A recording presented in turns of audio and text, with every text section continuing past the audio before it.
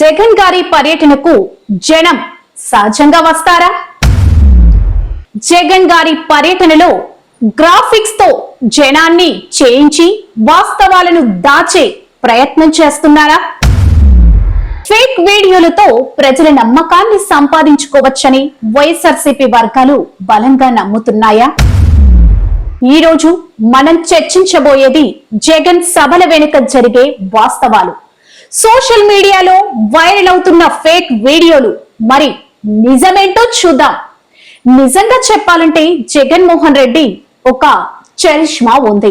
ముఖ్యంగా SC ST minority Reddy వర్గాల్లో ఆయనకి నిజంగా ఫాలోయింగ్ ఉంది. ఎక్కడికి వెళ్ళినా సహజంగా కొంతమంది వస్తారు, అది నిజం. కానీ సమస్య ఏంటంటే అదే ఫాలోయింగ్ కి బల ప్రదర్శనగా మార్చడం మొదలైంది. సహజంగా వచ్చే 2000 మందితో సరిపెట్టకుండా అదనంగా 8000 మందిని బలవంతంగా తీసుకురావడం, విఎఫ్ఎక్స్ వాడడం, గ్రీన్ స్క్రీన్ పెట్టి గ్రాఫిక్స్ తో జనసంద్రం చూపించడం ఇదే సమస్యగా మారింది. తాజాగా జగన్ గారు నెల్లూరు పర్యటన అన్నారు, కానీ చూపించిన వీడియోలు మాత్రం చిత్తూరు జిల్లా బంగారుపాలెం వీడియోలు. సోషల్ మీడియాలో ప్రజలు వెంటనే గుర్తించారు, ఇదేంటి, ఇది ఎక్కడి వీడియో?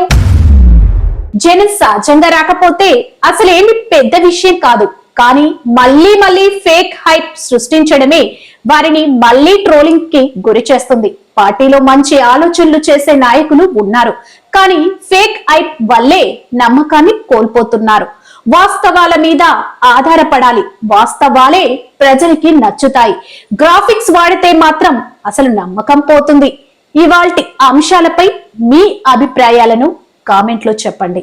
ఇలాంటి నిజమైన విశ్లేషణలు, మంచి కంటెంట్ కోసం మా డిఏఆర్ ఫోకస్ ఛానల్ ని తప్పకుండా సబ్స్క్రైబ్ చేయండి. ఇది మీ డిఏఆర్ ఫోకస్ ఛానల్. మళ్ళీ కలుద్దాం. నమస్కారం.